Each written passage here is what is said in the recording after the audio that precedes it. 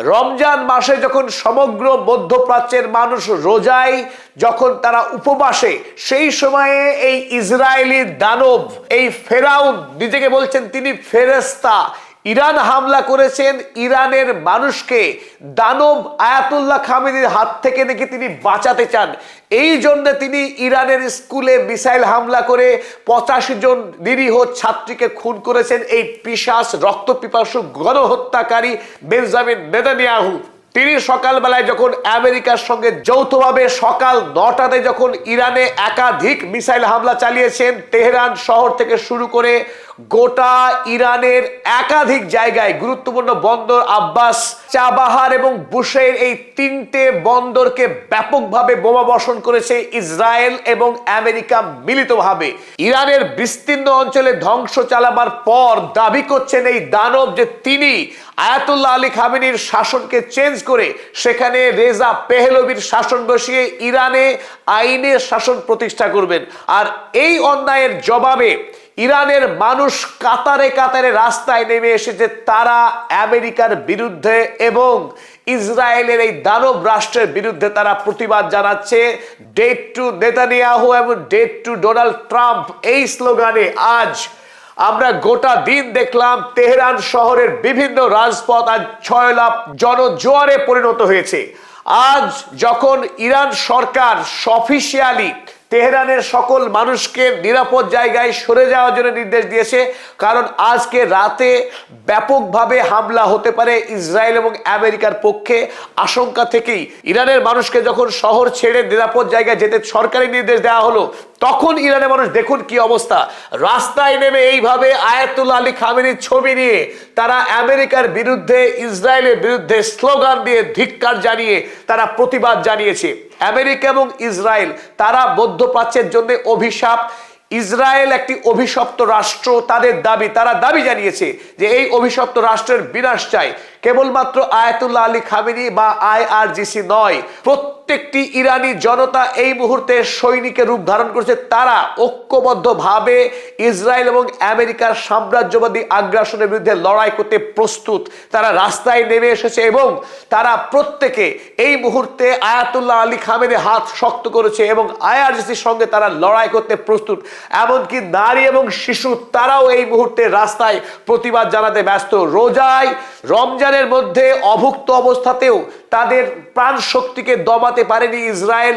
একাধিক হামলা চালাবার পরেও ইরানের জনতা ভয় পায় না। ডোনাল্ড ট্রাম্প তিনি হতাশ হয়েছিলেন, দুদিন আগে জানিয়েছিলেন, স্টিভ উইটকফ CNN কে দেওয়া সাংবাদিক সম্মেলনে জানিয়েছিলেন যে কেন ইরান ভয় পাচ্ছে না, তাতে তিনি অত্যন্ত বিচলিত। আর তারই জবাবে ইরানের বিদেশমন্ত্রী আব্বাস আরাগচি জানিয়েছিলেন তারা আমেরিকা ইসরায়েলকে ভয় পায় না, কারণ তারা সিংহের জাতি, তারা ইরানি জনতা। ইরানের মানুষ কোনোভাবেই ইসরায়েল বা আমেরিকাকে ভয় পায় না। তাদের আগ্রাসনের বিরুদ্ধে লড়াই করার বীরত্ব, সেই সাহস তাদের আছে। তা আজকে আরো একবার প্রমাণ করলো, যখন আকাশ থেকে মিসাইল পড়ছে তেহরানে, ইরানের বিভিন্ন প্রদেশে, তখনও মানুষ এইভাবে রাস্তায় নেমে তারা প্রতিবাদ জানিয়েছে। ইরানের ফ্ল্যাগ হাতে তারা দেখিয়েছে আরো একবার যে আমেরিকা এবং ইসরায়েল যে দাবি করছে যে দেশের মানুষ আয়াতুল্লাহ আলী খামেনির বিরুদ্ধে রাস্তায় নামছে, সেটা সম্পূর্ণ মিথ্যা। এই যুদ্ধের দিনেও ইরানি জনতা আয়াতুল্লাহ আলী খামেনির সঙ্গে আছেন এবং আমেরিকার বিরুদ্ধে তারা স্লোগান দিয়ে আমেরিকার পতাকা এবং ইসরায়েলের পতাকা পা মারিয়ে তারা ধিক্কার জানিয়েছে এই সাম্রাজ্যবাদী আগ্রাসনের বিরুদ্ধে। আন্তর্জাতিক আইনকে গুড়িয়ে দিয়ে সম্পূর্ণ অন্যায়ভাবে আজ ইসরায়েল এবং আমেরিকা হামলা চালিয়েছে ইরানের ওপরে। কারণ ইতিমধ্যেই 3 দফার আলোচনা সম্পন্ন হয়েছে। তৃতীয় দফার আলোচনা অত্যন্ত ফলপ্রসূ হয়েছিল। ইরান তাদের যে প্রস্তাব পেশ করেছিল আমেরিকাকে, আমেরিকাও খুশি, কারণ আমেরিকার পক্ষে secretary of state Marco Rubio তিনি জানিয়েছিলেন যে আমেরিকা সন্তুষ্ট এই মুহূর্তে ইরানের এগিয়ে আসার কারণে। দুই পক্ষ খুব অল্প সময়ের মধ্যেই তারা চুক্তি স্বাক্ষর করবে, ইরানের উপর থেকে উঠে যাবে স্যাংশন এবং ইরান আমেরিকার শর্ত মেনে নেবে, এই কথা জানিয়েছিল।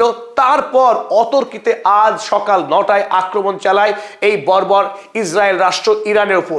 জবাবে এই মুহূর্তে ইরান যে ব্যাপক হারে শুরু করেছে মিসাইল হামলা, সেই মিসাইল হামলা এখন গোটা ইসরায়েল জুড়ে বাজছে সাইরেন এবং ইসরায়েল সরকার দেশের মানুষকে নিরাপদ জায়গায় মাটির গভীরে যে বাংকার রয়েছে ইসরায়েল জুড়ে, সেই বাংকারে এখন ইসরায়েলের মানুষ তারা অবস্থান করছেন। তারা বাংকারে বসে প্রার্থনা করছেন ঈশ্বরের কাছে মুক্তির জন্য। কিন্তু ইসরায়েলের মানুষকে এবার ইরান মুক্তি দিতে রাজি নয়। তাদের যে হাতে এই মুহূর্তে খোররাম শাহের 4, ফাতা 1, ফাতা 2, আবু মাহাদির মতো ভয়ঙ্কর একাধিক যে মিসাইলের ব্যাপক মজুত রয়েছে, সেই মিসাইল আজ ইরান ব্যবহার করার জোরদার সম্ভাবনা রয়েছে। এমনকি মাটির গভীরে গিয়ে এই বাংকার ধ্বংসকারী যে মিসাইল খোররাম শাহের 4, সেই মিসাইলও আজ ব্যবহার করতে পারে ইরান বলে জোরদার দাবি করছে বিভিন্ন মহল। ইসরায়েলি আইডিএফ সেনা এবং সাধারণ ইসরায়েলি মানুষ যখন নির্বিচারে এই আইডিএফ সেনা গণহত্যা চালিয়েছে গাজা ভূমিতে, ফিলিস্তিনি মানুষকে যখন খুন করছে এবং তাদের গোটা শহরটাকে গুড়িয়ে দিয়ে ধ্বংসস্তূপ মৃত্যুভূমিতে পরিণত করেছে ইসরায়েলি সেনা, সেই সময় ইসরায়েলের মানুষ পিশাচ হাসি হেসেছে। তারা সমগ্র ফিলিস্তিনি জনতাকে অ্যানিম্যাল বলে, প্রাণী বলে দাবি করেছে এবং তারা শিশুদের মৃত্যুতে উল্লাস করেছে।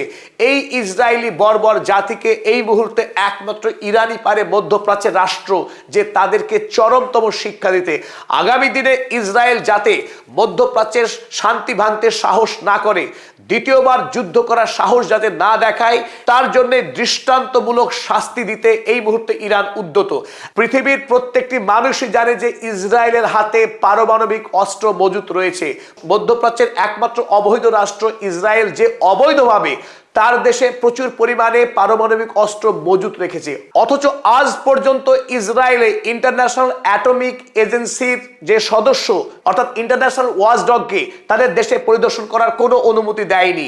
সেই ইসরায়েল ইরান যখন ইউরেনিয়াম এনরিচমেন্ট করছে এবং তারা দূরপাল্লার মিসাইল তৈরি করছে, তার অপরাধে তারা বলছে যে আমাদের নিরাপত্তা বিঘ্নিত হবে, এই জন্য আমরা আমাদের আত্মরক্ষার জন্য আমরা ইরান হামলা করেছি। সেই যুক্তিতে অনড় ছিল এই ইসরায়েলি জনতা। যে ইসরায়েলি জনতা ফিলিস্তিনি মানুষের মুখের খাবার পর্যন্ত পৌঁছতে দেয়নি, একাধিক ক্রসিংকে বন্ধ করে রেখে যেখানে ফিলিস্তিনি মানুষের থাকবার জায়গা নেই, তারা পলিথিন টাকিয়ে আকাশের যে বসবাস করছে, তাদের পানীয় জল নেই, খাবার নেই, এক ভয়ঙ্কর অবস্থা। তাতেও ইসরায়েলি জনতার বিন্দুমাত্র মানবিকতা দেখায়নি এই ফিলিস্তিনি জনতাকে। উপরন্তু ডোনাল্ড ট্রাম্পের প্রস্তাবিত শান্তি চুক্তির নামে যে চুক্তি স্বাক্ষর করেছে ইসরায়েল, তারপরেও ধারাবাহিকভাবে গণহত্যা চালিয়ে আসছে ওয়েস্ট ব্যাংক এবং গাজাতে। প্রতিদিন ওয়েস্ট ব্যাংকের জমি কেড়ে নিচ্ছে এই ইসরায়েলি বর্বর সেনারা। সেই ইসরায়েলি জনগণকে আজ ভয়ঙ্করতম শিক্ষা দিচ্ছে ইরান। গোটা দেশ জুড়ে ইতিমধ্যেই অসংখ্য মিসাইল হামলা চালিয়েছে, তেল আবিব থেকে শুরু করে হাইফা বন্দর এবং দেশের একাধিক শহর গুড়িয়ে দিয়েছে ইরান ইতিমধ্যে হামলা করে। এখন ইসরায়েলের মানুষ বাংকারে বসে বসে প্রার্থনা করছে মুক্তির জন্য। তাদের মুক্তি যে মিলবে না সে কথা জানিয়েছে আয়াতুল্লাহ আলী খামেনেই। আজকে রাত কোন দিকে এগোয়, যুদ্ধ পরিস্থিতি কি ভয়াবহ আকার ধারণ করে, তার উপরে আমরা চোখ রাখছি, সারাদিন চোখ রাখছি, রাতেও প্রতিটি ঘটনা আপডেট নিয়ে পরবর্তী ভিডিওতে আপনার সামনে হাজির হব। সঙ্গে থাকবেন এবং পদাতিক চ্যানেলকে সাবস্ক্রাইব করে এই ইন্ডিপেন্ডেন্ট নির্ভীক জার্নালিজমকে আপনারা সাপোর্ট জানাবেন এই আশা করি।